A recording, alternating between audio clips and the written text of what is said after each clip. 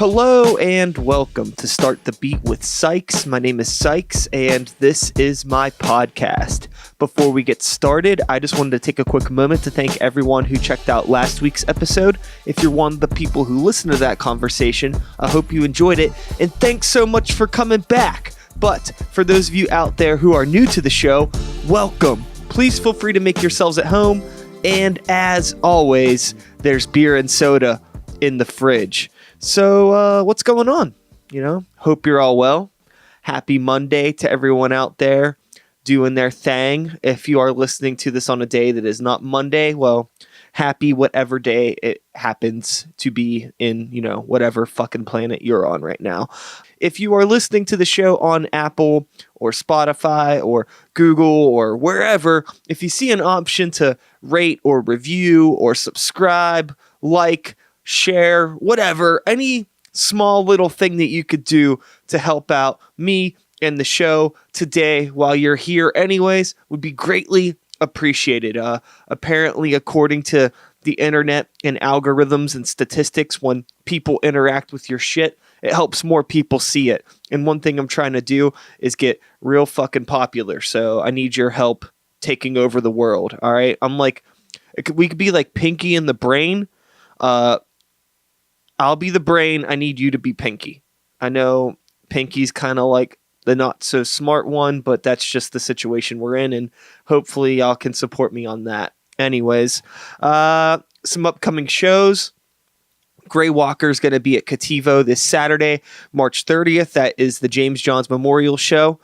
April 6th, Grey Walker's going to be up in Buffalo, New York. If we have any Buffalo, New York fans, you can reach out and find out where we're going to be, because I don't remember the name of the venue right now, which is very unprofessional of me. April 11th, Sikes is going to be playing at, not Sikes and a New Violence, proper full band. We're going to be at Full Pint Wildside.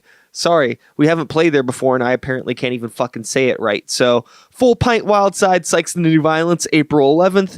The day after that, April 12th, is going to be Podcast Night at the Tolma 2, which is a live podcast event featuring Start the Beat with Sikes, Neon Brainiacs, and Thrifty. If you are interested in that, it's at a house, so there is no public information on the whereabouts of it. But if you are curious and want to hang out, do some, be a part of some live podcasts in a cool environment, get a hold of me. You know how to reach me since you're already here. And last show I want to throw out there is April 13th. Grey Walker is going to be in Youngstown, Ohio, returning to Cedars, which is a really cool venue, and we're stoked to be going back.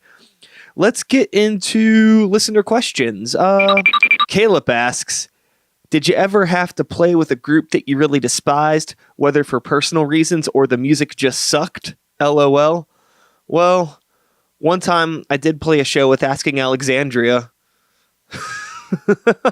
A lot of the music, a lot of the stuff that I think of around this time was actually when I was playing a lot of shows in like 2009, 10, 11, which was a kind of a dark period for music for me and the bands that I was playing in and playing with and stuff. I had a lot of fun playing with a lot of the bands I was in at that time, but I did play with a lot of bad bands around that time. And a lot of them I don't even remember, just like locals that kind of fell off the map or just national bands that you never fucking heard of again. But yeah, it's definitely happened as I've gotten, a little bit older. I don't know. I don't mind. I mean, bad bands are bad bands. Just if you're cool, you're cool. There's not too many people that I truly despise, Caleb. So I don't even despise Asking Alexandria. So I just want to put that out there in case any of them are listening. Chris Casper asks, hardware or mouse when making beats? So, Chris, if you look over to the left of me, you'll see I have kind of some hardware stuff over here. And if I move this mic stand out of the way, you actually see I have a Native Instruments Machina pad over there. So with that being said, I am somebody that utilizes both. I like sketchbooking stuff nowadays pretty much in Native Instruments and Machine because I can do it on my laptop. I could do it when I'm on the go from wherever. But when it comes to actually like tracking stuff out and putting together an actual product, we'll lay stuff in from the beat machines and keyboards, guitar, bass, other stuff, and kind of put it all together in the pot. It's never just one or the other. So my answer is both. Person who obviously doesn't want their real name on the internet asks, what's a musical artist / act that you love but have no explanation as to why? Good question, Dirk. If that's your real name. Dirk. The fuck kind of a name is that? Dirk. Dark nasty. I like it. Anyways, answering your question, of Monsters and Men would be the one band I could think of that for a while I've never really been able to understand why I dug them as much as I do. Not to be confused with Of Mice and Men, that like metal, screamo, I don't even know what kind of music they are, but not that band. Of Monsters and Men, the like indie rock, folk, new wave of Americana thing that is that band. I like that band a lot, and I typically don't care for that type of music, but there's something about that band that always stuck with me. I just think they have like really catchy, sticky songwriting, and the production on their records is top notch, and I enjoy them a good bit. So that's my answer. I could probably think of some more, but that one really sticks out, and I got some more questions, so we're going to move on. The homie D asks, do you think flyering is still important / effective / relevant? Why and or why not? Sorry, all those slashes. I had a hard time reading the question. I am a bit of an nincompoop. Anyways, D, I totally think flyering is still relevant and important. I don't know. There's a kind of two different questions. I don't know if it's necessarily relevant because of social media and everything like that, but I'm out and about every day. I'm in the city. I'm doing this. I'm doing that. I see flyers for events all the time, whether it is a show or a play or anything like that. And I wouldn't know about these things if I wasn't actually just seeing them over and over again in different storefronts and things like that.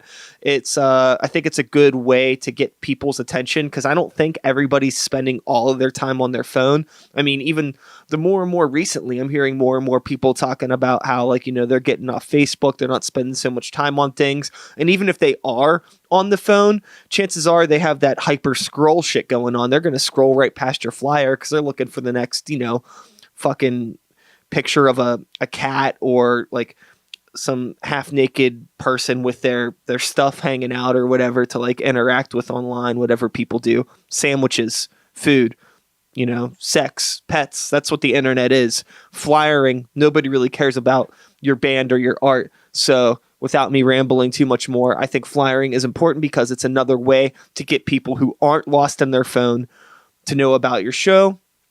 And even if they're not going to go to your event, it's like an easy way to just keep spreading like name recognition. Let people know that like you're still doing a thing. If I went to the Attic in Millvale, was doing some record shopping yesterday, and I saw a flyer for a show that I was playing, and I was like, oh, that's cool. Like, that's my name in the window. And like, who else is in the window? Oh yeah, I know them. I know that band. I know that band. It's cool to see all these bands still doing stuff. And I think it's a good thing too for people to be walking around that maybe take a look at those things to see that stuff is happening, and maybe something will catch their eye. I think that, having the art of flyering and making a really good, strong flyer says a lot, and I think you could put that fucking thing up anywhere and people will pay attention to it. I've gone to shows based off of just seeing something cool on a flyer and looking it up. So I think it's still there. I think it's best, just like with all of this audio equipment in Chris's question where he was asking about hardware versus mouse or using a computer. I think with flyering, it's important, to definitely do the internet social media stuff, but it's just as important to also still do like the organic flyering and things like that, because all it's doing is just potentially doubling your reach. If you have the resources to do it, I would do it, because, more is better. The more you can get people aware of what you're doing, I think the better off you will be. So that's my opinion on that. may have been a little long-winded. I don't know. Anyways, let's get out of listener questions. That's a weird way to end the segment. But yeah, that's it for listener questions. All right, so moving forward, I'm really interested in trying out a new segment to see if anybody gives a shit about it. So all I'm going to do in this new segment is just tell you about some things that I engaged with over this past week that I enjoy, that I want to share with you all. Cool? So this first one is going to be, you got to hear this. And what you got to hear is, yo, did you hear this new fucking Karen O Danger Mouse Lux Prima album? It is fucking legit. I came across it yesterday, actually, at the Attic. As I had mentioned, I was there. I hadn't heard anything about this record. I'm really bad at keeping up with things, but the album jacket was really cool. And then I looked at it and I saw Danger Mouse and I was like, huh, what is this? And then I looked over and I saw Karen O and I was like, fucking Karen O and Danger Mouse put out an album? Why didn't I know about this? So I got it. And I listened to it earlier today. I actually listened to it yesterday too as well on the Spotify's, but I put on the record today, and it's fucking great. The production is top notch. It's a really beautiful, laid back, kind of funky, kind of sad, kind of just very moody, sassy. I don't know. I mean, it's fucking Karen O and Danger Mouse. You can, if you're familiar with either of their bodies of work, it's pretty much what you should expect from those two coming together. And it's great. So yeah, you got to hear it. Check it out. It's available on the internet. And then what else happened? Oh, you got to eat this at Tekka. Maybe if you are in the Pittsburgh area, which most of you are familiar with Apteca. It is a vegan restaurant over in the Penn Avenue. What is that? Bloomfield / Garfield, kind of in between those two worlds. And they have a special sandwich now that I don't know how long it's been on the menu. I don't know how long it's going to continue to be on the menu, but this thing is fucking awesome. Me and Stacy went last night, had ourselves a bit of a date, and I had this fucking special sandwich, and it was really good, and you got to eat it. It is, I wrote down what was on it so I could try to sell this. I am in no way a food review person or a critic or anything, but I'm going to give it my best. It is a veg pate with smoked apple and chilies, red cabbage slaw, salt pickled turnip, and savory sauce. If you are not vegan or somebody that is interested in exploring different styles of food, that may make no sense to you, but trust me, it's fucking awesome and you got to eat it. And that's it for that segment. I might have more next week. We'll see. We're just trying out new things. And with all of this bullshit out of the way, we can now move into the main event. Yes, my guests this week are my friends in the band, the Summercamp. And for those of you who aren't familiar with them, they are an indie rock / alternative pop, funky, kind of jazzy at times, kind of rocky and fuzzy at times, cool, rad, awesome, whatever. They're cool, they're great, they're cool, they're great, they're cool, you're cool, I'm cool, they're cool. Summercamp. Yeah, that's my explanation of the Summercamp. But before we get into the conversation, how about we actually just listen to a little bit of one of their songs? They have an album out now that you can stream online. I'm on Spotify right now checking it out. Let's check out a little bit of this track called Pull.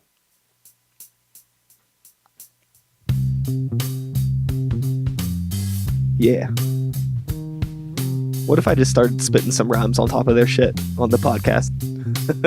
You strut like an angel, but you're privy to a little hell. Your looks will cut me like a sharp angle. You're abundant and overqualified. Got a demise that I can't deny. You cut me down to size. Yo, the production on this fucking record is really good.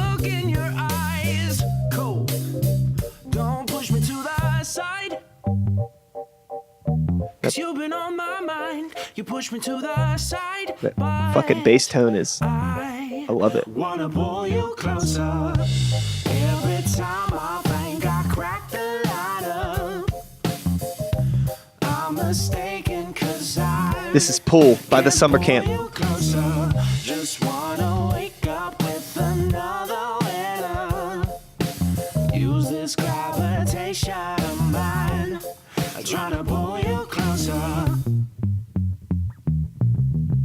All right. So just leave you with a little bit of that so you know what they're all about. Man, they're fucking awesome.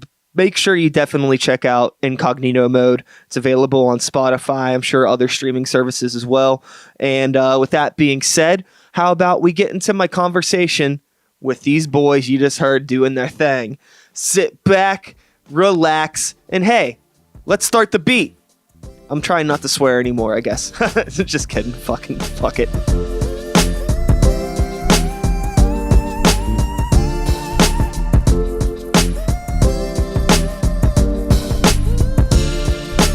Cheers, gentlemen. Oh, God. Damn it. Cheers, gentlemen. Cheers. Welcome to the podcast. Thanks for having us. It's happy to have you guys. I enjoy you all. I don't really know you too much as people, but I enjoy your band. I know Sam. I know this fucking turd. I've known you for a long time. We're not worth knowing as people, just... Okay. Yeah. Well, so that's the first takeaway. I'm actually just... instead of putting up, Start the Beat episode 205, the summer camp, it'll just be episode 205. Don't bother. Yeah, don't worry about it. Don't bother with us. Don't worry about it. Nothing interesting to say. Just don't even bother. So, for those of you that haven't caught on, this is the band, the Summer Camp. I am joined today by my friends Sam, Mitchell, and Harrison. Say hello to the internet. Hello interweb. Internet. What's it? Is this the internet right here? That's the internet. Hey. That's the internet. All of the things. Perhaps maybe you can even go incognito mode on that microphone. I'm on a first date. I'm kind of nervous. Segueing into your release that came out. That was what, maybe a month or two ago? Incognito mode dropped. Coming up on 2 months. Yeah. Yeah, the beginning of January 3rd. So exactly. Well, Is today March 3rd? Yeah, today is March 3rd. This will be uploading on the 25th. Fantastic. So, but congratulations on that release. thank you. It sounds great. That was the one thing that I was really happy about, was that it just was a really good audio representation of your live show, because you are a very tight live band, and it was cool to hear it on a studio production, but not like too overproduced. Just sounds like you guys fucking playing some songs and things like that. Well, Mitchell and our bass player Connor, they both are going to school, have gone to school for music production and all that stuff. So that's a very important part to us, because I always feel like you listen to a band, you see them live, they're awesome, and then you listen to their whatever, and you're like, it just doesn't do it justice. So I think that we tried to be honest with our sound, both when you listen to it on the record versus you see us live. It's like you're going to get pretty much the same thing there. You know what I mean? Yeah, no, it's very clean and just like a honest recording. So good job. You guys self-produced it? Almost fully, yeah. And that means a lot for you to say that to us about just the quality of it, because we did everything but the drums. I mean, you've recorded records before. I know. Yeah. DIYing drums is a task, especially if you don't have the right microphones, you don't have the right outboard gear and everything like that. So we did synth programming and all that stuff on Ableton months, almost a year before. Did all the guitars DIY, did all the bass DI. And then we called our friend Jake Hanner, and once we got Sam Berman in the picture, and he did us justice on those drums, so really helped it come together. It helped drums give it more of a powerful sound. Yeah. And this was different for me, because I was used to recording live with the whole band, doing analog tape. But for this, I was actually playing along to the already recorded tracks. Yeah. It was more digital, so if I made a mistake, I could just go back really quick. But usually, I would always have to just do the song over again. Mm-hmm. So it was a completely different recording experience for you versus playing with the band. What do you prefer? Or do you prefer tracking in studio with the band, or did you like the idea of being able to kind of take the more modern approach? I enjoyed trying that out, but I think in the future it'd be cool to actually play as a live band, because it just sounds a little more natural. Yeah. Everyone's just playing together. Mm-hmm. With that blend that you guys have with the keyboards and I guess electronics, and mixing that with rock instruments, it could be really hard to mix that stuff and have it not sound like shit. Yeah. But you guys did a really good job on blending everything, and I think a lot of that has to do with the fact that you mentioned that you did the guitars and bass DI. Yeah. Which I know sometimes there are people that have I don't know. I guess there are reservations about tracking things that way, but I think that depending on the project and the full sound that you're trying to do, I think that it can work to your advantage or work against you in some ways as well. Absolutely. For this record, it definitely worked. And a lot of that goes to Jake, who recorded the drums, also mixed and mastered the record. And he did a really nice job of making everything sit in the right pocket, like where it belongs.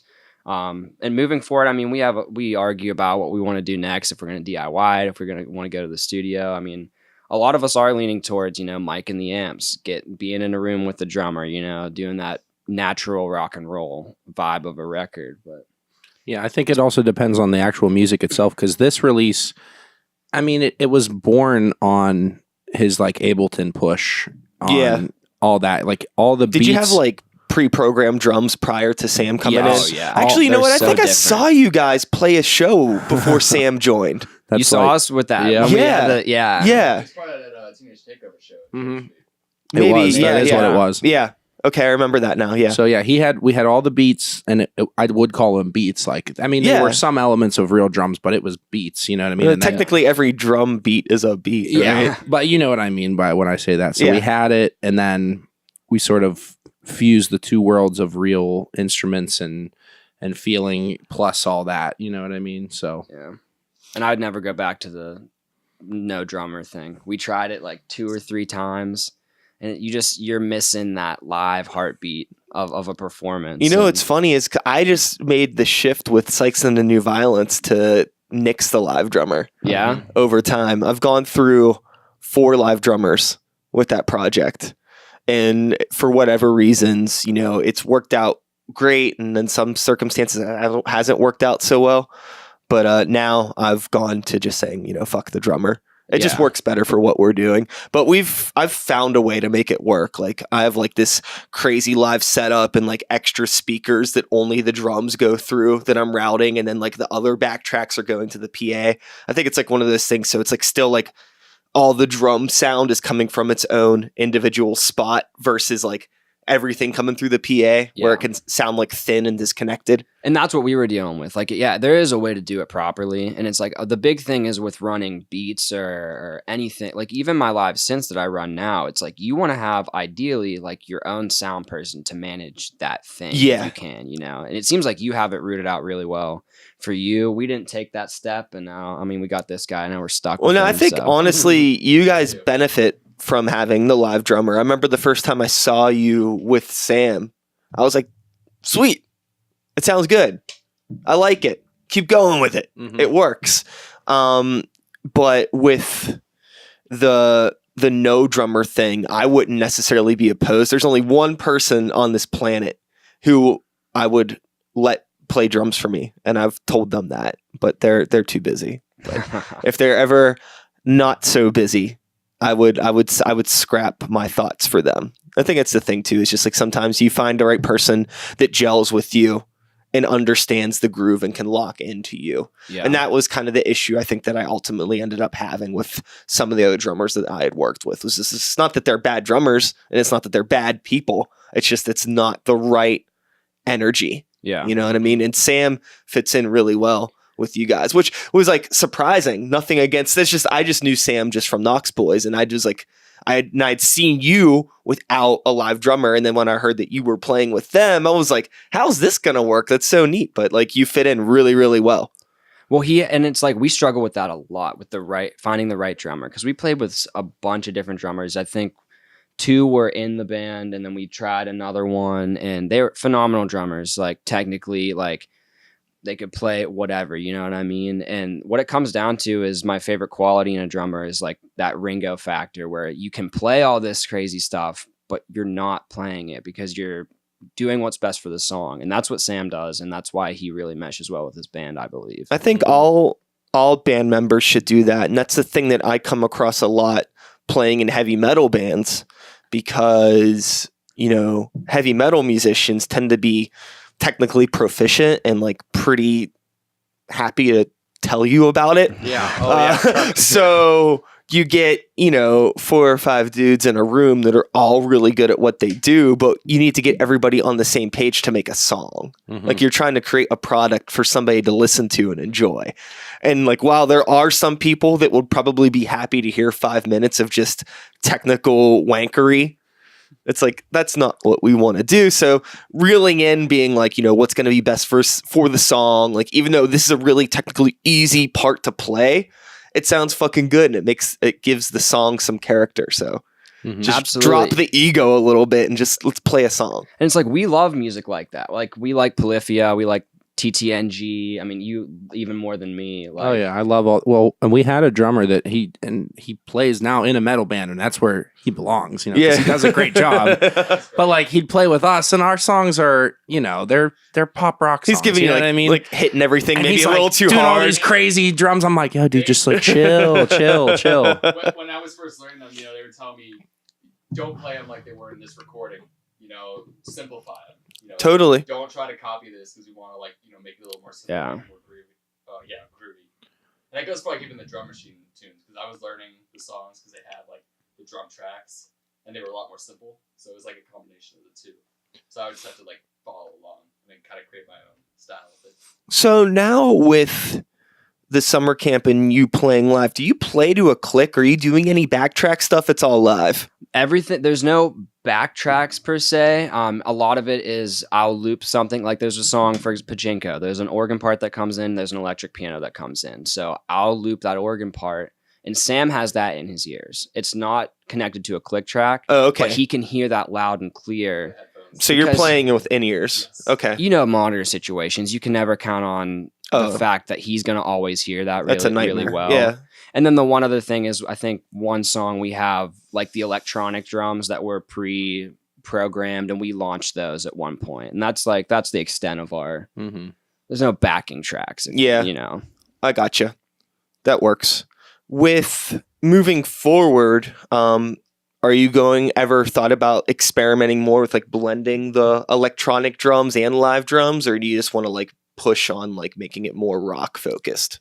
I think we're still in debate of that, but we have all these songs that we wrote before Incognito Mode came out from like years ago, because we've been making music for like 6 years before I actually put anything out, and we're trying to like maybe workshop them, but those songs are very much rock and roll. Like, there is elements of electronicness in them, but they are rock and roll. So it's like, we're gonna play around with those, see what we can come up with, maybe write some new songs. But I think we all love rock music. Like, that's what we all love. That's Totally. like what's truly like, your little kid inside's like, oh, I love rock roll, so. And there's a gap for that right now. I feel like there's not a lot of rock other than Greta Van Fleet, which like, Sure. no, they're fantastically talented. I don't think they're very unique, and I don't mean to talk shit on them or anything like that. But I mean, we've all heard them before. Yeah. But like, we miss those. Like, some of our favorite records are like American Idiot, The Black Parade, like those huge records at the time they came out that just like were the voice of a generation. Like, and like that's what drives us. I feel like, to make those pure records like that. That's what I'm leaning towards. And we have big personalities in this band, and we butt heads about things and all that. But like, if it were up to me, I'd definitely take that route and make, a good rock opera, big anthem record. Totally. There's a part of me that is very curious about why guitar-driven rock music has kind of fallen off. And the more that I think about it, I think that this access to technology of electronics like Ableton and things like that have pushed a lot of younger kids out of picking up guitars. Yeah. Because everybody already has computers, and you get this cool light up pad that you could do your stuff on. So a lot of people are getting into making, basically a lot of bands are doing rock music with electronics. Like, I would say, 21 Pilots is a rock band, but they're majority electronics. Yeah. Or who's Imagine Dragons? I'm not gonna, Perp likes Imagine Dragons. I'm not going to speak on my opinions on any of these bands, but they're not like guitar-driven bands. But you think that like those are kids that, well, they were kids at one point that probably grew up like I want to start making music, but it wasn't necessarily I'm going to pick up a guitar. It was like, I'm going to pick up a fucking MIDI controller and learn how to make music. And I which do is dig neat. 21 Pilots. And that was from your conversation you guys did with Abby, right? When Yeah. you're talking about the falling off of guitar music. And I really enjoyed that podcast because I never thought about that before. And you're right. It's so much easier to be what you mentioned, like become a SoundCloud rapper. You know what I mean? Grab a beat off the internet, throw some bars over it, and get like 30,000 streams on it. Yeah, and the more people that do stuff like that, the more it's going to happen. It's just like, if everybody's wearing if 10 people are wearing a blue hat one day, the next day you'll see 15 people wearing it. And then all of a sudden 30 people, and then all of a sudden 9, you know what I mean? So the blue hair, you get is really in right now. Well, you talked about this like previously about making a product, you know what I mean? And that's unfortunate. I say unfortunately, but that's the music industry now. It's not just, are you talented? It's not just, can you play? It's not just, can you know what I mean? You have to literally be a business, and it has to be sellable, because especially, what's our number one in the music world right now? It's pop music. It's rap music. And that's all about doing numbers. You know what I mean? So I feel like if you want to make it big, you have those dreams as a kid to be a rock star and like do that as a, profession, that you have to sell. It has to be something that the people want to hear. And that's just like in the world we live in today, that's what's highbrow right now is pop music. So I feel like it kind of goes hand in hand with that. That's not my personal beliefs of the thing, you know what I mean? But at the same time, our music is pop music. Yeah. It has rock and all these other influences, but at the end of the day, it's a pop song that's catchy in your head and it stays with you because that's what the people want. They just want a good song to listen to, they want a good product to consume. I think one of the term pop got really kind of the Beatles were pop music. Yeah, it got tainted with a bad name over fucking My Chemical Romance was a pop band. Yep. Green Day too. Paramore. That was all pop. Boy. That's the thing that like cracks me up about Paramore specifically, because there was a lot of people throwing a big hissy fit when like they kind of, they came back from their brief hiatus and they were doing pop music. People were like, they're a pop band now. I'm like, where the fuck have you been? Just because you were fucking 12 and listening to like, Paramore, they were making pop music then. That's just what was pop is popular. That's what was popular then. They're just doing what is popular now, but they're the same fucking band. Yeah, they're evolving, essentially. They're not going to play the same thing over and over again throughout their career. And as long as it sounds good, like talking about Paramore, it actually sounds good. If Paramore put out another fucking album that sounded like Riot, everybody would just be like, oh, they need to grow up. Yeah. Yeah, other bands get criticized for sounding the same and not evolving, And that's where sorry, I didn't mean to cut you off. No, you're good. That's like the thin line that I feel like you walk a lot, where it's honestly, it's not what you're doing, it's how people categorize it. The thin line between selling out and evolving as a band. You know what I mean? Like Maroon 5 is a prime example. Like their first record is like all instrumentals. All Songs about Jane is amazing. And some people would say, okay, they've sold out now because it's basically Adam Levine and a bunch of recorded tracks. Or whatever. Totally, yeah. And Cardi B over an acoustic guitar. And part of me wishes they still would have done a record like Songs About Jane or something similar to that with all live instruments, and it's more of a jazz funk record. But at the same time, if they would have done that, maybe I would have said, oh, they just did Songs About Jane again. You know what I mean? It's with selling out. I think it's anybody's, whatever you want to do with your band and your brand and your wallet, whatever, it's your fucking business. But it is sometimes a bummer. Like even I can agree that I remember whenever Maroon 5 came out, I thought that there was some fucking nasty stuff that they were doing. And it was cool to hear it like on a popular level. I don't know what shifted, like why Adam Levine had to be the voice of like popular male rock that would shift into like all this dancey shit. I don't know why that got thrown on him and it couldn't have got given to somebody else. So Maroon 5 could keep doing what they're doing. Because he's a dreamboat of a front man. You know what I mean? I guess so. He's a good looking guy with tattoos and I mean, a body. I arguably don't even think that he has the best voice or vocal range. He doesn't. I mean, don't get me wrong. He is a good singer and he's a falsetto like Falcon for sure. But yeah, no, I agree with you. Like there are definitely more quality of good voices out there, I mean? Guess it just worked out. I guess you're right. He's a looker. Yeah, I mean that's half the bit, and it goes back to what I'm saying. That you're selling something. It's not just about the music anymore. It's about the image, and there's a brand, and then you buy all the merch. You know what I mean? And it's just like more of a feeling. Like, I mean, Ariana Grande, I know people that love her music because of like the feelings that they give them. I don't know what I'm exactly look, saying by that, probably but as it's well. just like it's not even like what she's saying or her music's not all that because it's just her singing over a beat. You know what I mean? She's not sitting there Well, I think writing that those songs. There's like loose subject matter Yeah. that people are able to attach to really easily because she sings a lot about relationships. And who can't relate to a song about relationships? It's a very, very easy thing to like tug on somebody's heartstrings, you know, with that. And that's like the same thing with like a band on the opposite spectrum, like a Brand New. They were a very, very popular rock band because all their songs were about relationships and, you know, being like fucked up and like a shitty dude. And I don't know why anybody was surprised when things fell apart for them because, you know, if you were listening to the music, like, oh yeah, duh. Whatever, but that's a whole other the whole time. That's a whole other conversation, you know. I think it's like one of those things where it's like people want art to be genuine, but then they ignore red flags from time to time when things come out on things like that. I don't know, but that's another conversation.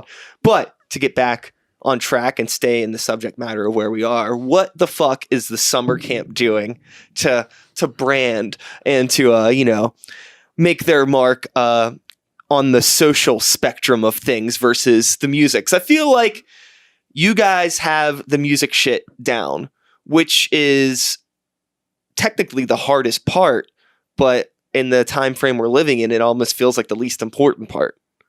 You know, I was playing a show last night with Grey Walker, and our buddies from Michigan were on tour, and we had them on. They're called A Virtue. Really good dudes. Insanely talented band. Like, really fucking good. And my buddy was standing next to me, and he was like, are these dudes signed? And I was like, no, I don't think they're signed. Like, it's like, they're really fucking good. I don't know why they're not signed. I was like, because there's fucking 1,000 other bands that sound just as good as them. It's the other shit that maybe they just haven't figured out yet. What are you guys at on that? I mean, like in terms of like the just the image we're stuff. trying to put that package together a little bit more. I'm not saying that we rushed the EP because we needed to put the EP out there like badly. Like I said, we've been making music since like 2013, 2014, like together as a band. And now it's like 5-6 years later and you're like, it's this like self feeling of like, are you ever going to even do this? Or you just want to like move on with your life somewhere else? You know what I mean? So that was like, we put the record out and I'm very proud of it. It's not like I'm saying that, but now it's the next step. You know what I mean? Like we're working on that. We need to get a music video. We need to get an electronic press kit, send it out. You know what I mean? We try to make a brand. I mean, our brand is like, you know, what's funny today? It's like funny, cool, kind of psychedelic rock music, you know what I mean? Something that the people and like look at pop culture and like you see like Tim and Eric, they kind of started this whole trend, and now I see like you see like Geico commercials that are just like random shit that don't even really make any sense, but then it's just like they throw Geico on the end of it. It's like, oh, that's funny, you know what I mean? Yeah. So I mean, we try to just be ourselves and be relatable because like we're just fucking goofy, weird guys, and I know that a lot of people are just like that, and I feel like people are sick of this fake, not true image that other bands put out there of the mainstream. And it's just like, yeah, we're going to give you something that you really enjoy and it's something that sounds good, but at the end of the day, it's honest and it's us, you know what I mean? So, and I think Mitch has been doing, because like you said, the music's almost the least important part because we have to be our own producer. We have to be our own manager. We have to be our own booking But agent. the thing that- booking agent, Yeah. everything, you know what I keep mean? stressing, but the thing is though, even if you have, whoa, Wrong pipe.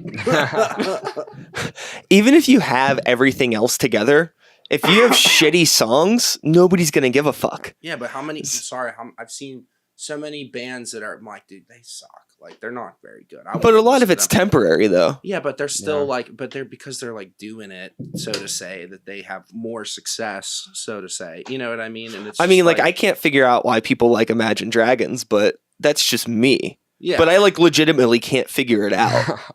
Like, I just like, it feels like it feels like every single song that band writes just feels like, oh, I'm hoping this gets into a movie trailer.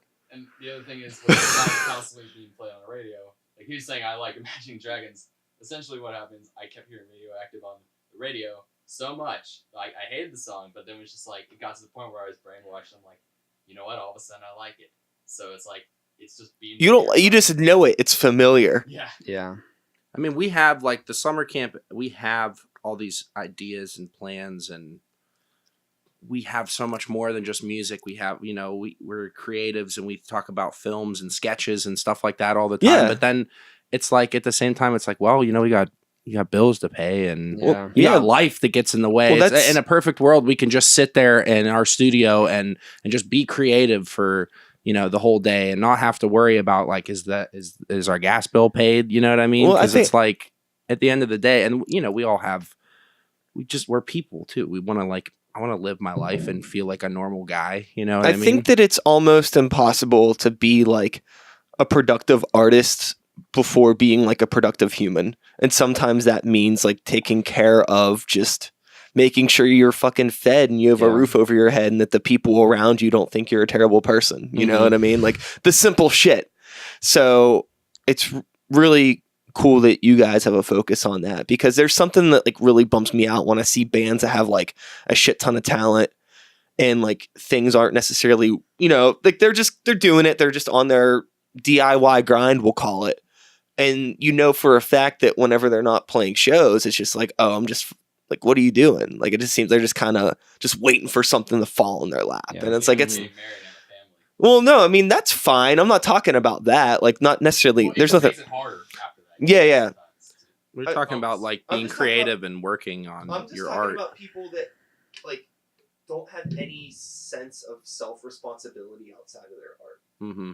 I think that there's a lot to be said for people that are like willing and understand that fact that like even though we want to do X, Y, and Z with the band, we still have to take care of A, B, and C with our personal lives, because that's going to help us make X, Y, and Z possible. Like, it sucks whenever, oh, I want to work on this video project, but I also have to fucking work. Yeah. But also, like, it sucks not having a job and not having money to be able to make video projects happen. So you got to find the right way to balance all that stuff out and like kind of like maybe not necessarily shift what your concept of overall happiness is, but like maybe like reprioritize some things, because I think it is important to make sure that, again, like food, money, home, family, friends, all that stuff is kind of locked in place before the art. Otherwise, like the art's just going to kind of become this thing that like, I don't know. In my experience, it's always become like real negative anytime anything else in my life has been like kind of negative or off. It like sinks into the art, and then I become like jaded and weird and gross about everything. I mean, I feel like it's also how you perceive it, because I understand what you're saying. As far as that, you want to make sure that you feel good about yourself before you can give yourself to your art or anyone else. But there's also times where I experience where I'm like, I am successful. Like, I have a job that I'm successful in, and I have a house that's pretty nice and whatever, all that. But there's part of me that's like, I kind of wish I could just like throw it all away and just like go for it and like dive right in. And it's like, you find that balance, because it's like, yes, we do dive in, but I don't want to be like at the end of the day, I don't want to be a homeless kid. Like, we lived in a storage unit for a little bit of time.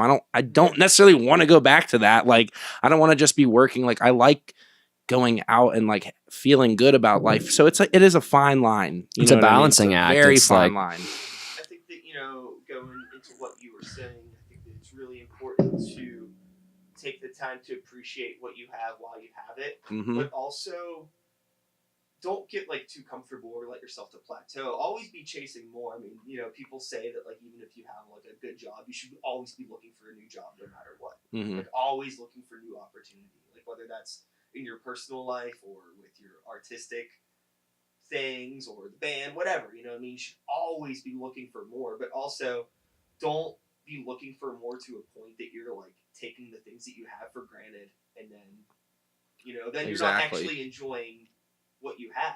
You're not, I don't know, just, it's kind of like miserable and lonely in some ways. And that's kind of where we are right now. I mean, we have that thirst, we have that drive right now. And I think it's just, we talk about these creative ideas we have and the branding and the videos and all that. And it's just like, we're getting better at it, but really like being disciplined with this balance between life and music. It's like, and we all want to enjoy and have a good time too. But it's like, we're between him and I are rehearsing like 4 to 5 times a week. we're working jobs, and then sometimes we just want to relax. But that time spent relaxing, like, usually needs to be like, all right, brainstorming It's a video. it's still half productive. Totally. Yeah. I feel like anytime I try to like hang out with the dudes from the band, or even like people that I'm not in a fucking band with, I can maybe go for like 10 minutes with just like bullshitting about like movies or food or beers or something. Then it always just evolves into, so what are you working on? What are we working on? What do we want to do? That's with us too. And then like, there's always one or two people there that have nothing to do with it, and it's like, oh, I'm sorry. Yeah. Like, now we're talking about like compression techniques for kick drums, and you could not give a shit less. I'm really sorry. It's always weird when you got friends who know nothing about music. Uh-huh. Like, I still got friends who I've known for 15 years, and I still make time to hang out with them. But when it comes to actually talking about the music we do, it's like, I don't want to say it's like talking to a brick wall, but like it gets difficult sometimes. And I try to be supportive of what they're doing too, because I'm proud of them as well. And I try to listen the best I can, even if it doesn't interest me as well. Those are important people to have around, though, because it's good to pick their brains about music in an understanding of like, okay, how do people that aren't artists want to digest music? How do they engage with it? What are they looking for when they're looking for new music? Are they even looking for new music? Is it just things fall into their lap and they either like it or they don't? What is it about those things that fall into their lap that they like? And how could we maybe consider applying some of that to our craft to help get some of those people, knocking on our door? Mm-hmm. I was just chatting with some people about this over the week, about like local shows and what's the problem, blah blah blah. I don't think there's a problem with local shows. I just think bands have a problem with playing shows, in terms of like, if you're a promoter or a band and you're throwing a show, a lot of people they're doing it for themselves. They're not throwing a show for the people that are going to be coming out. And they're not thinking about people are coming out to your show because they want to be entertained. They want to have a good time. But I feel like that gets overlooked a lot. And the bands are just worried about themselves and, I got to make sure everything's right for me, not thinking about the crowd. And then people come out, there's nothing there for them. It's like, oh, cool. The stage looks great. Everything sounds really cool and this and that. But you didn't do anything to think about the people that are going to be coming. Mm-hmm. It's like your lineup sucks. You have terrible changeover times in between bands. You didn't think about the flow of your event. You didn't think about like how much it's going to cost, if you could like set up any sort of a drink special with the bar. You didn't do any of that for the people coming. Yeah. You were just thinking about you, and now your event sucks. And honestly, I've thought of that, you know what I mean? But that's right on the, you hit it dead on the spot, because I think that is what sucks about this industry here, specifically Pittsburgh, like what they say. I mean, without people coming out to your shows, there is no show. I mean, you can sit in your room and wail on the guitar or the drums all you want, you know what I mean? But the difference between just being a hobby and being somewhat legitimate and professional is consumers, so to say. You know what I mean? Yeah. People who genuinely enjoy what you have to say and listen to. And it's like, I remember that brought up a memory. Like, we went to an Arctic Monkeys show a couple years ago, who's a big band that we love. And I just was like, you know what I mean? It's an escape. It's an experience, and it's something that stays with you years after the fact if you really love the music. So it's like, you have to be conscious that bands out there, you just got some knowledge on the internet. There are people in Pittsburgh who are good at that. Absolutely. There's a lot who are bad at that, but like Chris from Red Fishbowl. Yeah. I have never had a bad time at a Red Fishbowl event. They go all out. We went to the Love Dungeon this year, and they go the whole 9 yards with like, you're throwing rings onto like dildos, and there's a big piñata, and that's like what we need. The music is good rings too. They got drink specials. They have merch. It's a fundraiser, and like there's a reason to go out other than the music. You know what I mean? And it's all centered around music, but at the same time, it's like it's not enough just to throw a show at any venue. The Smiling Moose. It doesn't have to be like that complicated. Like, No. you know what I mean? Like, I did a show at the Smiling Moose recently with Sikes and the New Violence, and it wasn't anything crazy. It was, we played, had some hip hop acts play. Yeah. But it was just a matter of like, I knew the lineup. It was a good, diverse lineup, but it still all made sense. Yeah. a later start time because I knew it was going to be a later crowd, cheap ticket because I knew it was going to be people that would want to spend money at the bar. And then I just had like a demographic of people in mind that I was catering the event to. And then I invited those people out and they were like, yeah, I'm going to come because it sounds good. It's because I knew my audience and I promoted it to them. And then they came out and then we had fun and everybody made some money and went home. Well, especially, and I mean, I've like with Sikes, seeing your show, like you are obviously clearly thinking of everything. Like you guys put on a hell of a show, more than I've seen anyone just put on a show, because it's more of a performance than just, you get up there and play your set. You know what I mean? It's like an actual show. Like you had the act one. I remember we played at Karma, or I saw you play at Karma, and it was like the act one and the Sikes version too. And it's like, it's a whole event. It's not just, here's my music. It's a performance piece. You know what I mean? Yeah. Then that's just what we do. That. Thank you. And that also works with not having the drums. Doing all those theatrics, it's like it kind of makes people think, okay, they don't have drums, but it's okay because they have all this other stuff going on. Yeah. You're not just standing there playing. You got the screen with your little storytelling, like where you supposedly die, but you're in your subconscious. And there's all the stuff going on. And it's people don't worry as much. It's like, okay, we're being entertained. This is great. This is entertaining. That's pretty much what I had in mind too. Is just like putting together just more of a, not necessarily like it's not a stage play, but yeah, just more of like a theatrical experience, just because we had all of the resources to do it. And it seemed like, I don't know, nobody else is doing this. And we've talked about doing stuff like that, because the summer camp isn't just like the name of a band. It's like a theoretical place that we go to. And there's all these different storylines inside of it. And we've talked about, having a different stage production where there's a set and it's not just, again, a band up there. It's more than that. But that gets into the time and the money, and we're not even happy with where we are playing live, even though you're like, you guys have got the music, and like to us, we listen to ourselves and we're like, we got to double down on these rehearsals. Like, you know what I mean? I'm in the same boat. It happens to me. You're always your own worst critic too. Yeah. Always. It happens to me too. But I mean, like, there's always like, you'll nitpick the nuance, but like people, like, you've heard those fucking songs hundreds, thousands of times, you know what I mean? I've heard them like, 5. So I'm not familiar with the nuance, you know what I mean? So, and you have to take that audience perspective into mind. Like you said, like, yes, we've heard these songs. We've had these songs written for a year, 2 years now. You're sick of them, but the person's heard them 5-6 times maybe. Yeah. And I also have the mindset of, if there is a flub or something's off, it's like, oh, well, there's still people. You know what I mean? Like if like somebody fucks up, but it's because they're just like fucking getting into it. It's like, word. Yeah. It's like, I'd rather you be fucking feeling it and fuck up a note. I don't give a shit. You're just fucking rocking. Yeah. I mean, and it's live performance. Like you're never going to not have something like our last show, his Ableton Push, the thing that like we launched, all the things just stopped working. Oh, yeah. Broke. USB port. Toast. And it's like the time before that, we got off the loop or this thing broke. And it's like, you know what? You just got to that's live performance. Like I grew up doing theater and I can't tell you how many things went wrong during a show or I've fucked something up. And you know what? You just keep going. And the audience only knows what they can see. They don't know what's going on in the back. They don't know what it's supposed to sound like. Yeah. If you let everyone know that you fucked up, then they know you fucked up. But if you just keep on going and just whatever, you know what I mean? Yeah. They're not going to remember that, I'm a very big, I'm a big supporter of the idea that, a big thing that defines you as a person is like how you react when things go wrong.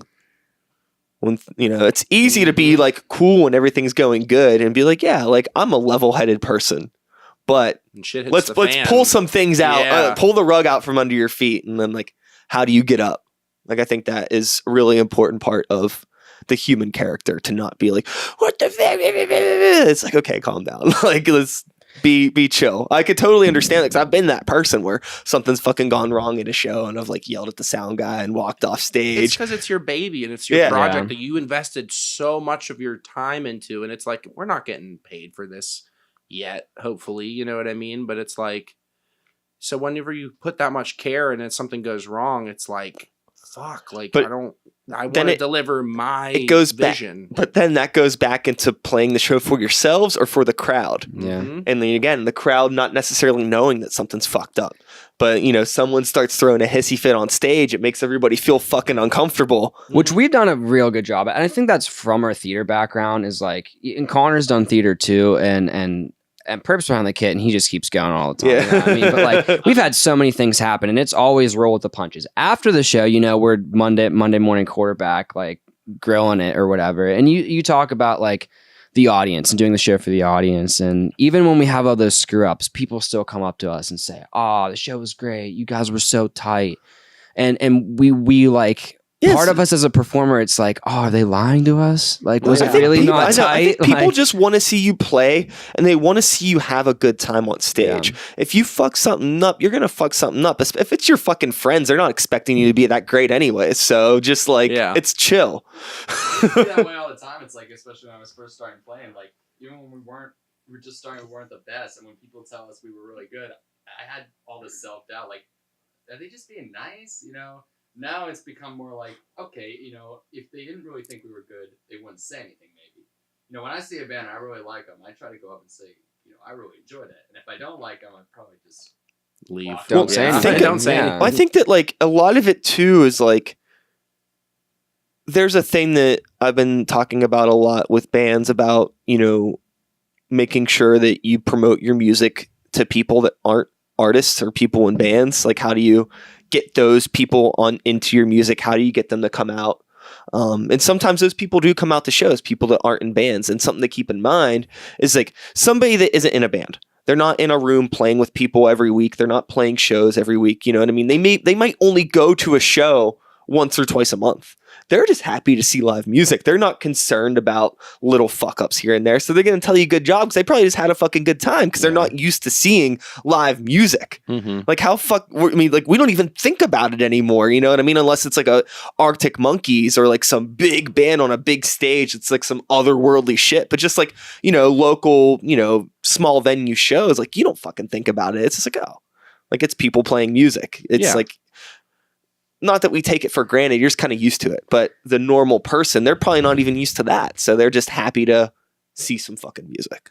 And I've never thought about it that way, but like that's something honestly I'm proud of with our band is like even if we do have those screw ups, I feel like almost every show we play, like it's like a party. And that goes back to like when we started playing, it was me and Harrison and acoustic guitar at a house party. You know what I mean? And it was just a good time and there was music happening.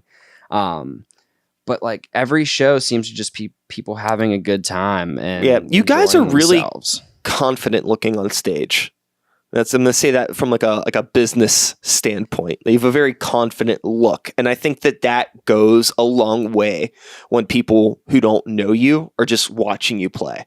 It's just like even if you're fucking up, you look like you know what you're doing. Mhm. So people are going to be like, "Oh, these fucking guys know what they're doing." Because we do put the time and the work in. Like we rehearse 2 to 3 times a week. I mean, we live together, so it's so easy just to be like, "Oh, hey," that's the best in passing, because I can just be like, "Here's this idea I had," and it's like, "Oh, great." Even that, it's still work. Even though he's cooking eggs, and making breakfast, and I'm still talking about whatever.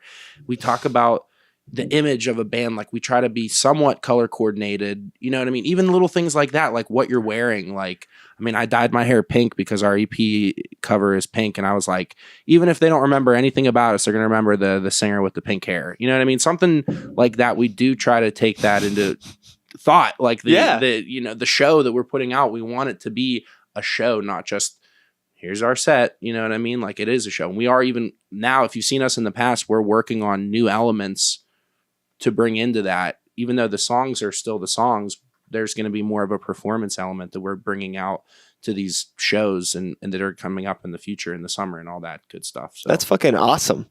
So you mentioned eggs. Let's talk about food. dude, I love eggs white, egg yolks. I used to eat eggs at least 2 times a day. I love I've had eggs. an egg in probably 6 months at this point. Though. Oh, yeah? Yeah, it's I weird. always get I an don't egg know. on the sandwich. I think I got you know what egged out. Eggs and bacon. Fried egg on a burger. Oh, fuck yeah, man. I haven't eaten anything today. I'm going to put that out Anything? there. No, I haven't. I'm so full from yesterday because I went to Mad Mex and they have this thing called the Big Burrito. Oh, hell yeah. It's chicken, steak, waffle fries, like the regular corn and salsa. And then they have like guac, sour cream. Dude, it's like this big. We're spending the rest of this podcast talking about food. Yeah. We talked enough about music. I fell asleep on the toilet taking a shit after the fact. Well, there's a lot of actual, like, really interesting parallels between food and music, like, in all aspects of it, from the creation of cooking food to writing a song to the promotion of it, like putting together a menu for a restaurant and putting together a lineup for a show. Mm-hmm. What are you going to do to keep customers coming back? How are you going to curate your menus? You know what I mean? You don't want a menu that's all over the place. You know what I mean? Because people are going to be when like, you go into a restaurant, there's like 50 options. There's like 6 pages. I'm like, does this stone cook in the back at 2 a.m. really know how to make all this? Probably not. You know that's the thing. Sometimes you feel like in a restaurant, the more options there are, it's like they probably have no idea what they're doing. But you go to a place and it's like, sometimes it could almost be too focused. It's like, fuck. Like, so it's kind of like if you compare that to a show lineup. I like mixed genre shows. We do too, yeah. But sometimes it could be too all over the place. And it's just like, there's no, or like, this is too fucking much. This just doesn't make any sense. But also if you go to a show and it's like a show with a limited menu that's like really small, it's like, what the fuck? This is all they can make? Like, like they could only find fucking 3 fucking indie rock bands. We couldn't do a little bit better. Well, so trying to find that balance. 3 rock, man, like talking about the 3 though, honestly, no one wants to go to a show where there's 6 bands playing. Fuck no. And what's the point of you being as a band playing for 15, 20 minutes either? You know what I mean? Like a nice 3 bands. 4 to 4 bands, as long as, but there's enough diversity where it's like interesting, like it keeps you wanting to stay through the rest of it and you're not just like droning on for an hour of shit that no one cares about, you know what I mean? And when you have those 3 to 4 band bills, you have less of the, what time is your band playing? So what time can I show up to see you? And then you just, what I've started doing is I don't tell people when anyone's playing. It's like doors are at this time, music starts at this time, come and have fun. You know what I mean? Because a lot of the times people come out and then they're like, whoa, that band was awesome. And then they hear whoever the opener came after us and they like them better than us or whatever, you know what I mean? And it's like, we open your mind up a little bit, you know? Don't just come out to see me and then leave, because that's nothing worse than like, we've done this where we played, the band before us has a big old crowd, we play after, and it's like, where is everyone? You know what I mean? That's why that idea of not telling the times of the lineup, like in order, is smart, because like people are gonna be like, okay, when are they playing? You know, and they're gonna have to stick around. Well, that's also why it's a good idea to curate your shows for the people coming, so when they walk in the door, they can fucking stay. Yeah. Mm-hmm. You know what I mean? Like, nothing pisses me off when they run out of eggs. You know, I showed up and they didn't have any eggs left. I said, give me all of the bacon and eggs you have. Well, Mitch, you haven't eaten eggs in like 6 months. I know. All of them. So what are you even eating? Well, we ate chicken nuggets and barbecue sauce in my car. He had like 2 bowls. From where? From our oven. Oh, from your oven? What kind of barbecue sauce? What's the Billy Ray? Is it Billy Ray's? What's the classic Sweet Baby bottle? Ray's? Oh, yeah. All right. Sweet Billy Ray sauce. A lot of ramen too. A lot of ramen? A lot of ramen. Yeah. I'm lazy too. Like, we don't have a dishwasher, so like our dishes get done like once a month. Man, don't tell me that. We literally don't have any dishes. Like, so we don't have that many dishes, so it's like you wash one plate and then you can do eat. The dishes, man. I know, we're trash people. We are trash people. With that attitude, you gotta change your mindset. We have such a nice. You gotta house change your like garbage. You have to shift your self perspective.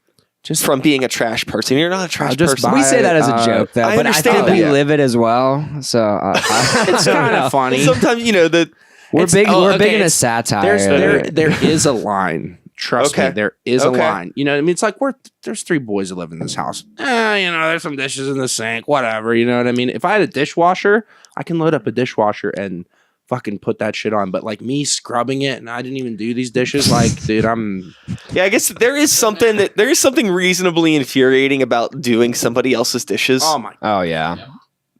I started calling him the mold king because there's he just leaves food in the fridge. There's been this mac and cheese in the pot for like a month now.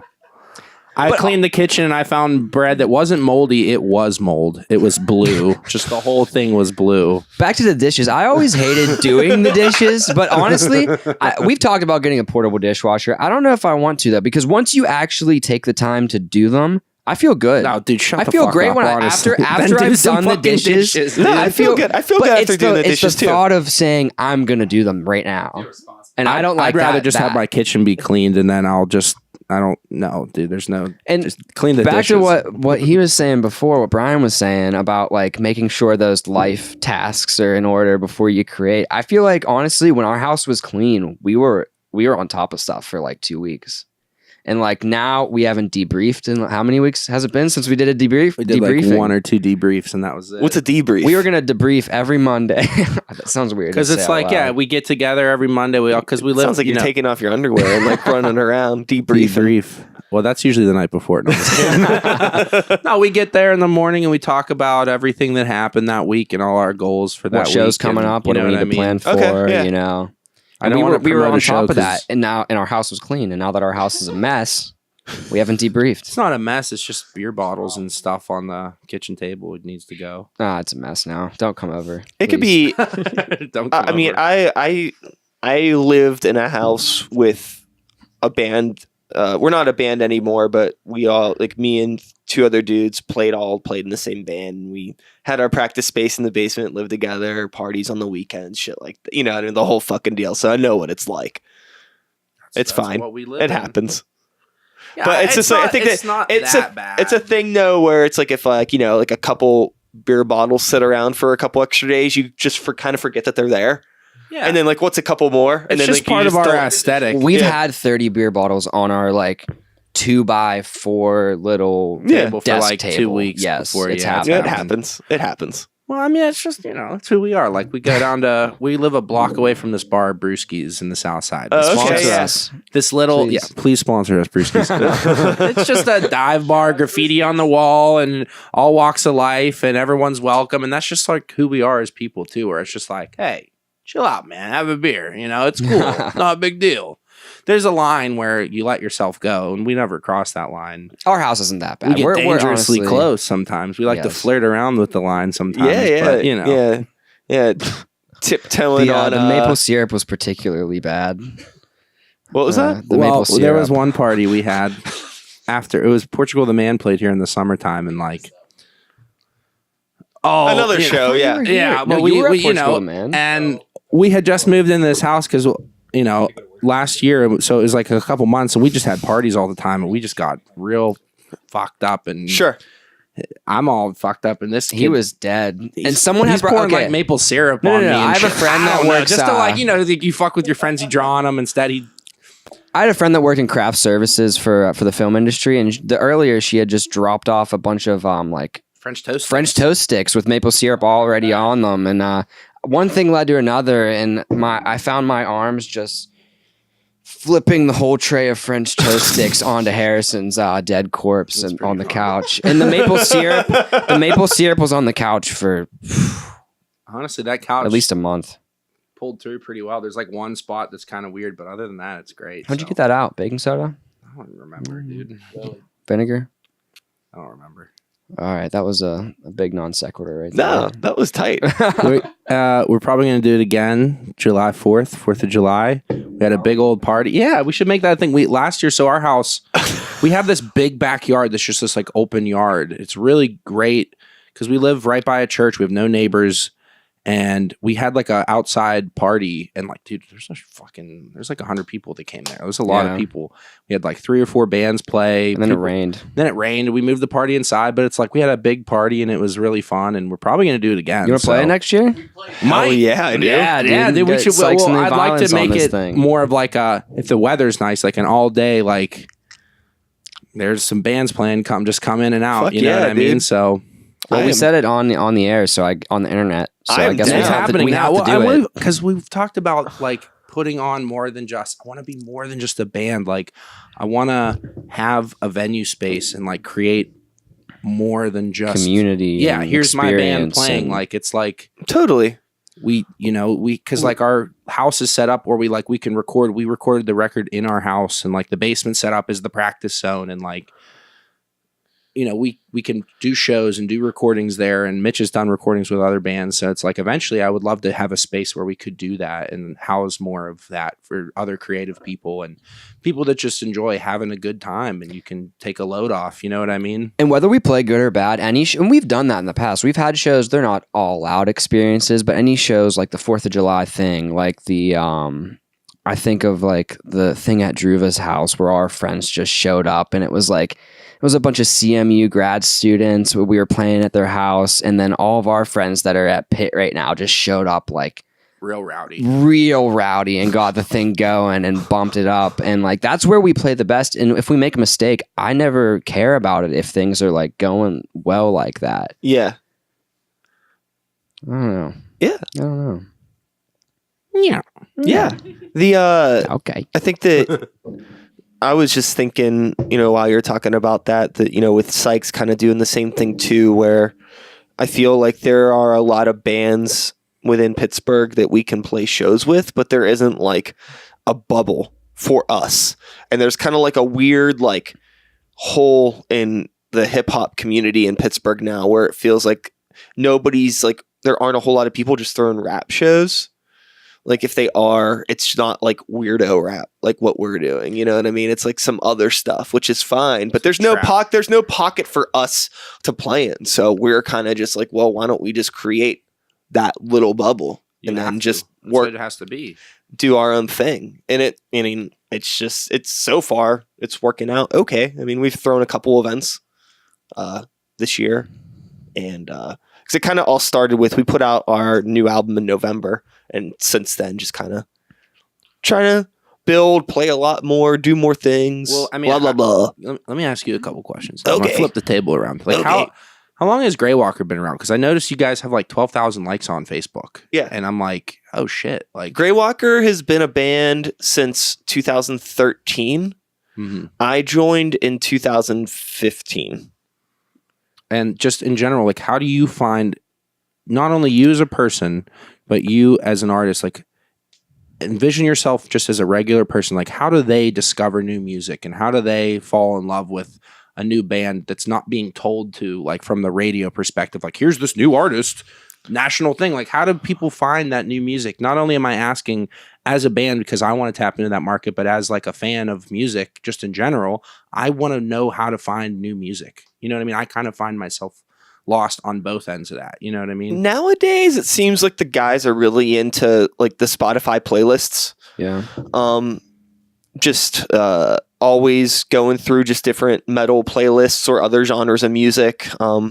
That's the one cool thing about everybody in Grey Walker is that everybody has a background in music outside of metal. Metal just happens to be the thing that we all are into. Mm-hmm. And we're all a little bit older, and we all came from a time frame of being into alternative music in a time when the internet wasn't like super accessible. So you really had to like go out of your way to find like underground metal bands or rock bands. So we're just used to that, I think, now moving forward. It's a lot different, I think, for people that are like a generation or so underneath us that, the only way they know about finding music is through the internet. So it almost feels oversaturated though, because like you said, everyone has a computer. I mean, iPhones come downloaded with GarageBand on them. Like you can make music on your phone. Like everyone has music out there. It's just a matter of like, like say go back to Spotify playlists. I think it's just like all those playlists are curated by some human somewhere. I mean, I'm not talking about like there's ones that are definitely run by record labels and things like that. But there are some cool underground ones. And if you take the time to find those ones, then you might be able to find playlists on there. I know the guys are really into like watching some like YouTube guitar people and things like that maybe, do collaboration videos with people in bands or talk about bands. So they hear people talking about things and then look it up and go from there. Or just, sometimes a band that you like is coming through town and they're on tour with 3 other bands and one of those bands happens to be fucking sick. So you check them out. Metal in general is a lot. I don't want to say it's an easy genre of music to be in, but it feels a lot easier than any other genre of music I've played because heavy metal fans are really into being heavy metal fans. Whereas like indie rock is not like, oh, like, you know, like I'm just like, I'm real indie rock. But someone that's listening to metal will be like, I'm fucking metal. Yeah. You know what I mean? It's like a whole fucking thing. And they're really into buying merch, collecting albums, going to shows, being a part of the subculture that is metal versus indie rock, where it's like merch is like, it's kind of a thing. Buying records, some people were into collecting records. Some people like going to shows, but it's not as feverish as heavy metal is. So it's really easy to find fans in the heavy metal realm just because like that's a demographic of people that are just so fucking ravenous for new music constantly. Indie rock tried to destroy the metal. Well, like Jack Black said, I don't know what he said, but I feel like you either love heavy metal or you don't. You know what I mean? Like I like heavy metal music too. So I feel can like attest to being I don't know, no. I'm not heavy metal, but I enjoy it from Yeah. from time to time, you know. Well, yeah, but I feel like the people that really true are fans are, how do I say this? Not outcast, but it's like it's different. You There's know a what I mean? lifestyle around heavy metal, Yeah. and there's not a huge lifestyle centered around indie rock. Yeah, it's Because just indie rock is, and everyone likes indie rock music, whether you know it or not. You Yeah. like a song that's indie rock. You know what I mean? Yeah. But like you either like that tone of that aggressive guitar and drums and vocals, or you don't. You know what I mean? So yeah, that's what makes it. It just makes it like easier to just easier to like meet people. Like even with playing shows out of town, it's so much easier to like hit up a metal band from another city and be like, yo, we're a metal band and we're trying to come play a show. And they're like, sick.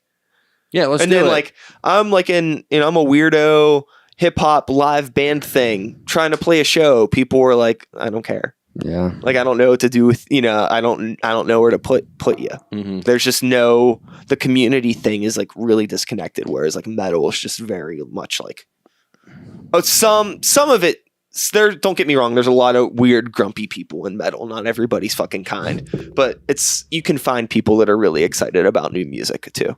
And to cycle back to the hip hop thing, and like you said, the hip hop community is kind of disconnected, and like specifically here in Pittsburgh, and I don't think it's done purposefully, you know what I mean? But there's like these different sects of rap and hip hop music going on right now, and like what I would really love to see is an event where there was more of a mix, because there is crossover, because you have you guys and you have Abstract Theory and Back Alley Sound, and you're all doing your thing. And then you have like Clara Kent, Mars Jackson, and all those cats, and like Benji.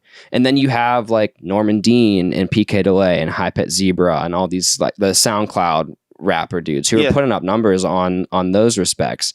And I haven't seen too much crossover between those three groups of hip hop. And like that's what over the past 3 years, I would love to see that, because if you go to like any music festival, you're going to have something that's like Tyler, the Creator, Anderson .Paak, which is more like, I would say it's not exactly what you and Back Alley Sound are doing, but more tailored to that. Sure. And you're also going to have Kendrick Lamar and A$AP Rocky, and like people like both those types of hip hop, but I don't see enough shows, I feel like, here where you're getting both of those. I think on the it's lineup. the reason why you're not seeing it is just because there isn't a promoter with the right head on their shoulders that works in those demographics to like understand how that works. Yeah. Or like even have the vision to put something like that together. And I'm not saying that that's what I'm interested in doing, but I'm kind of saying maybe that's what I'm doing. I don't know. We'll see how it goes. I'd come out to it 100%. Yeah, I mean, it's a thing that's just going to build. I think that sometimes it's real easy, and I'm sure you can relate to this, to have all of these ideas, and you have so many ideas that it becomes the option paralysis, and like you don't know what to fucking do, and then you end up doing nothing just because I don't even know where to start. But Is I there think a term for that? Can I be diagnosed in that illness? with option paralysis? I like Totally. that. Option paralysis. That's it right here. You've been diagnosed. Yeah, I think that what has seemed to be working for me now is just making sure that, every day I'm one step ahead, one step further on a project than I was a day before. Even if it's something simple. Like it could be something huge, like, oh, cool. Like I finished up a video project today. Or like, I listened to a song that I was recording and I realized that one note was wrong. So I just kind of went in and punched in the note and then that's all I had time to do today. At least I fixed that one little thing and just move forward on that. And I think the thing that bands get caught up in a lot is rehearsal and practicing the same songs. Like they'll go for like, 5 months of playing the same set without working on new material. And it's like, it's important it's every band. It's every fucking band. I think it's important, obviously, to work on that material, but maybe consider like, like we don't have a show for 2 weeks. Why don't we take a week off of practicing the set, work on new material, and then like maybe only practice the set when it's close to times that you actually have shows coming up, and then try to, I don't know, alternate, maybe do like an every other day practice day thing. I don't know. Find something that works for you. Sometimes people can get freaked out by like hard schedules, but I find that it works for me just to like have a schedule set and be able to look back on the schedule and things that we did and be like, oh yeah, like, we have been working on this stuff every other day. Why don't we have a new song yet? I don't know. What are we doing wrong? And then address the problems and to flip things back. I mean, I have another question for you. I mean, you have all these balls in the air right now. Like, how do you manage it? I mean, you have Gray Walker, you have Sikes and the New Violence. I know you work with Get Hip, right? You do a lot of their like promotion stuff. Yeah. And you're doing this podcast, and you just started another podcast, right? The rap thing, don't you do or is it a segment on this podcast? The rap thing? Don't you have a podcast with rappers now? And it's like, what am I thinking of? I'm not sure. What else do you do? How do you, anyways, we're getting off topic, but how do you balance all this stuff, What are you talking? I feel like what you're talking about. Heat it up or something? The Start the Heat thing. That was the Hot Ones. Okay. The Hot Ones parody. That was just like a one-off thing. Okay. We did that. I did that originally as a promo video for the hot sauce that Gray Walker made. Okay. And that Gray Walker, you guys have a hot sauce? Yeah, we have a hot sauce. Ooh, wing night's coming up, I got an extra open bottle in the fridge. You can take it with you. Ooh. Take it to the house.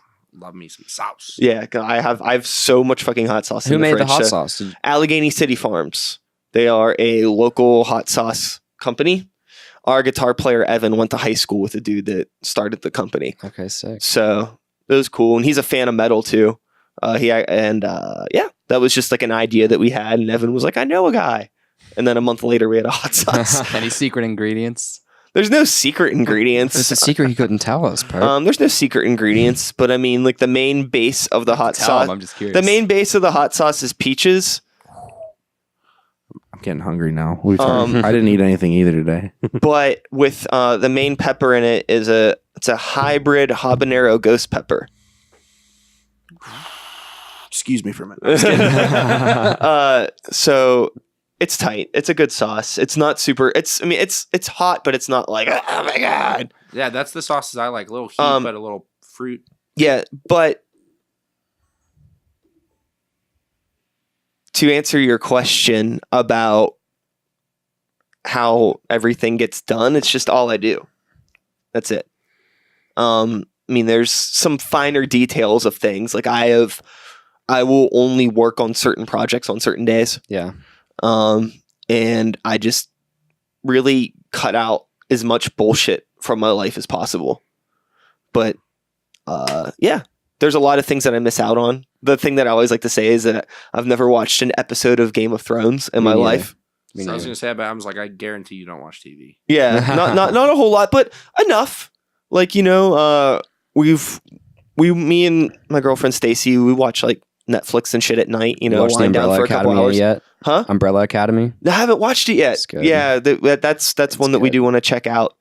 But I mean, there will be days where like, we're watching shit, and I'm also kind of like, if it's something where like I have a night of stuff that I can just kind of work on my laptop in the living room and kind of half pay attention, I will do that, like multitask. But for the most part, I just do stuff. That's it. I have just do it. Things that I just do it. Do you ever find yourself like forcing yourself? Or is it just like, to be honest with you, anytime I find myself that if I have to like force myself to do something, I will probably stop doing it. Mm-hmm. Like if it's a say it's like something I'm working on a project for somebody, like doing like album artwork for somebody, or like printing shirts for somebody. That would be a good example. There was a time frame where I was helping people print shirts, and then it got to a point where it's like, I don't even fucking want to do this anymore. So I just stopped printing shirts for other people. I mean, I just find that's it. Like, I find struggle with trying to find the schedule that works for me based on like, because there's times where I'm so passionate about wanting to do something, and then it's like just not the time to do it. Like no one's around, or like that no is the one's time to do it though. And available. I feel that too. You know what I mean? And then there's like, oh, it's like it's the time to do it. I'm like, I just want to go to fucking bed. Like, you know what I mean? if you want to go to bed, go to bed. They say that about Can't go to bed. songwriting too, Can't go though. to Is bed. like if you get that idea for a song, like, and I do this all the time. I'll get an idea and I'll put it in my notes and I'll come back to it later. But everyone says like once you get that idea, stop everything you're doing. You know, if you're tired, whatever, fight through it, because like that spark of inspiration isn't gonna come again. Maybe it will, but like those are rare occasions. And I remember a time when I had been up all day and I was really, really like tired, and I was just like, man, I gotta go to bed. But I just had this like thing in my head. And I was like, man, like I have this idea for like this shirt design. I'll work on it tomorrow. It's like, no, like just get up and just fucking do it. I remember I got out of bed. I put together the whole fucking shirt design, made like a little like mock-up of it, put it online in the morning, and sold like $200 worth of shirts the next day. Wow. Pre-order. wow. yeah, Just because I had like need this to- idea, and it was like a cool idea, I guess, and like it resonated with people, and I'm fucking like selling 20 shirts the next day. It's like, fuck, I wish that happened every week. Even right? one of our favorite songs, it was the one where we were like, we take forever to write songs because we all write lyrics and we argue a lot. But like one of our favorite songs is one. It's like I was like, Harrison, come over, we're writing the song, and it just happened in like 30 Flowed minutes. out of And us. you Yeah, know, it just was like boom, that was it. I forget what I was gonna say. I'm sorry. Great song. Oh, you know that saying that there's like you have a gut feeling. Yeah. Yeah. God, you better trust your gut. Like when when totally. you get that gut feeling, do it always. Because as soon as you doubt it and you miss that chance, you already missed it. Like Yeah. doesn't matter what it is. Once you get that feeling in your gut, that's it. Hop on or hop Mitch, off. you mentioned that you listen to, you're a Joe Rogan fan. Did you listen to the David Lee Roth episode? I listened to part of it. So, okay, I listen to Joe Rogan either when I'm at the gym or before I go to sleep. Yeah. The what? So I catch like part episode. David Lee Roth was on this week. The DM? He's a eccentric man. My God. Yeah. Why do you ask though? Well, because there's a part in that where they talk about how they wrote Running with the Devil in like 15 minutes. Oh, really? Yeah, like basically they just had this idea for a riff, wrote down the lyrics, and it was just there. Yeah. It's like fucking, that's so sick. I didn't get to Probably that part, but slightly exaggerated, but still sick. Like, Yeah. I believe it. I got to like the point where David Lee Roth is talking about like, oh, now they have Sammy Hagar, and listen to him. Like all his lyrics are full of love, and like listen to all my songs. It's running with the devil. You know, and, like, Evolve. Yeah, it's a wild episode. I listened to it at work, and it's they're very long, man. Yeah, it's a good way to make the day pass. Yeah. But speaking of long, we're wrapping up here Wow. on the end of our episode. Here, we're a little over an hour. Look at the time. Look at the time go. So I don't really have any closing remarks or anything. I know that this episode's going up on March 25th, and I already did you the favor of letting you know that your next gig is April 10th at the Smiling Moose, supposedly. Yes. Yeah. Oh, yeah, After you're that, right. Yeah, you're right. Thanks. I looked it up. feature. Yeah. Thank you. Yeah. Thank you. Yeah. Because it is April March 10th. 25th now. Yes. Technically, if anybody's listening to this. Time travelers. So Yes. people can catch you April 10th at the Smiling Moose. We're opening for The Last Bison. Cool. Playing with the Pretty- Living Street, also Pittsburgh band. Worked with our engineer Jake Hanner. So it'll be a good time. Yeah. Awesome. And where can people find Incognito Mode? Everywhere. Where? You got Spotify, Apple Music, all that Deezer, Tidal, Deezer. Bandcamp, You have to drop the SoundCloud. Deezer. Louder.me. It was included in our. Yeah. It's everywhere. Come over to our house. I'll play it for you. You know, I'll sing you the songs. Physical copies soon? Question mark? Maybe. Oh. We're working on them. Yeah. Yeah.